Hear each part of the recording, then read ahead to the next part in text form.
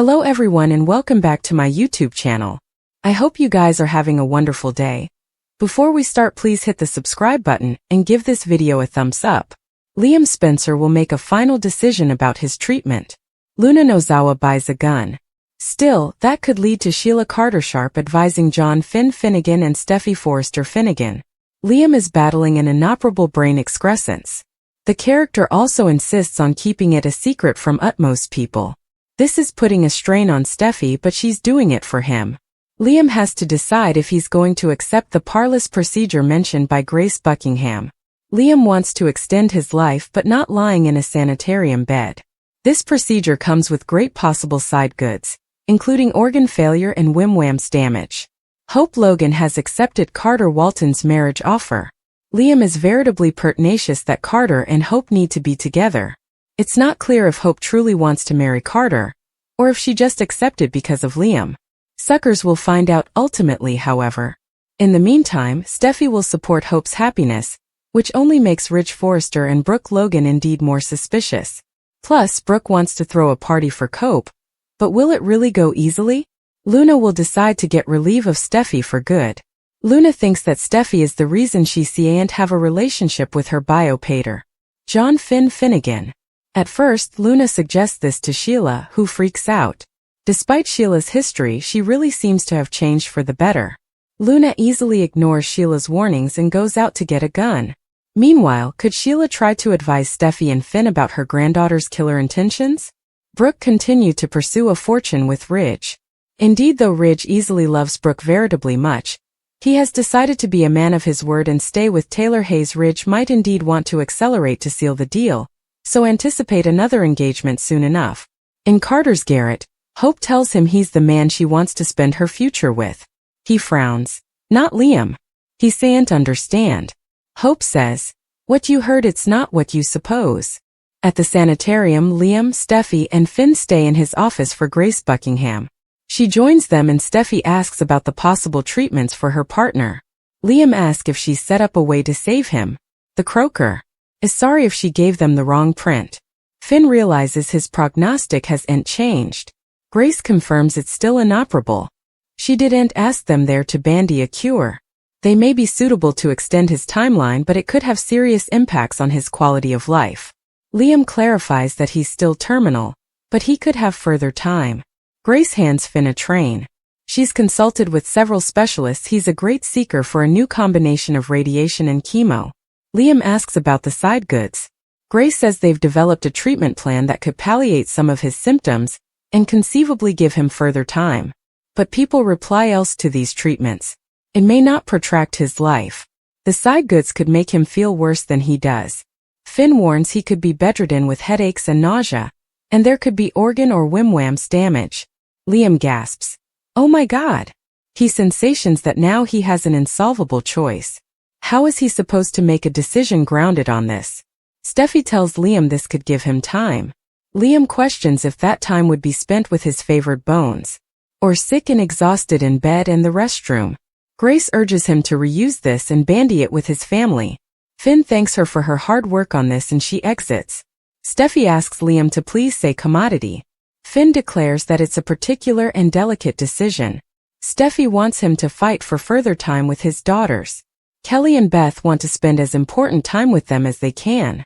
In Forrester's design office, Daphne moons over a print of Carter on her phone and flashes to telling him he and Hope aren't meant to be. Zend, Will and Elektra enter and pitch a new scent idea to her. Daphne doesn't respond. Zend asks if she has other ideas or is commodity differently on her mind. Will suppositions Daphne heard the big news about his kinsman being back there. Daphne asks, "Your kinsman?" Zend says, "Hope's back at Forrester." Daphne rolls. Steffi reinstated Hope? Zend's sure they can find a way to work together peacefully. Daphne declares that Forrester is better off without Hope, especially Carter. Zend admits they were each surprised. Daphne wonders what changed for Steffi. Will says they're each agitated to have her back. Zend tells Daphne they admire her view, but Hope has been missed. Elektra adds, "Utmost of all by Carter."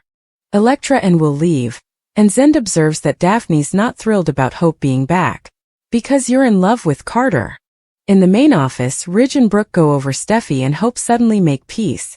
Brooke feels if they can make their relationship, the two of them can do the same. Ridge is surprised Steffi didn't bandy this with him first. Perhaps they're missing commodity. Perhaps commodity happed. Brooke's sensations at Hope and Steffi's feud coming to an end. Ridge likes this armistice. Brooke gushes about them all working together as one big happy family. She's concentrated on family me you together. Katie interrupts and offers to come back.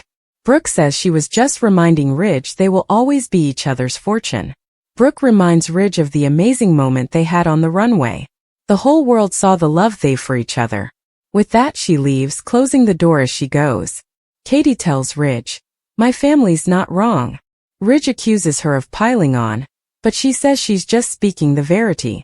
Brooke and Ridge belong together. And nothing and no bone is going to change that. In the dressing room, Brooke flashes back to the fashion show and being on stage with Ridge. At Carter's garret, Hope has told him off-screen about Liam's prognostic and tearfully explains that's why he heard her saying she wants to spend time with him. They don't know how important time they've left. Carter holds her. Carter can't imagine how horrible this has been and tells Hope she's not alone and can lean on him. She'll need the support. This all really changed her perspective. She doesn't want to waste presently time and wants to put the kiss with Daphne and the preemption behind them. Carter vows to be her gemstone. He'll no way question her love for him again. They kiss. At the sanitarium, Liam knows Steffi is prompting him to fight from a place of love. All he can suppose about is his mama and how important she suffered with the cancer treatments. She was a shell of who she was ahead. Do I want that for Kelly and Beth? Do you want that? Steffi just wants their son to have her father as long as possible. His experience could be different from his mama's. Please, just get the treatment. Liam looks at Finn and back at Steffi. The Forrester Creations fashion show kick off, but Brooke and her looker evaporate.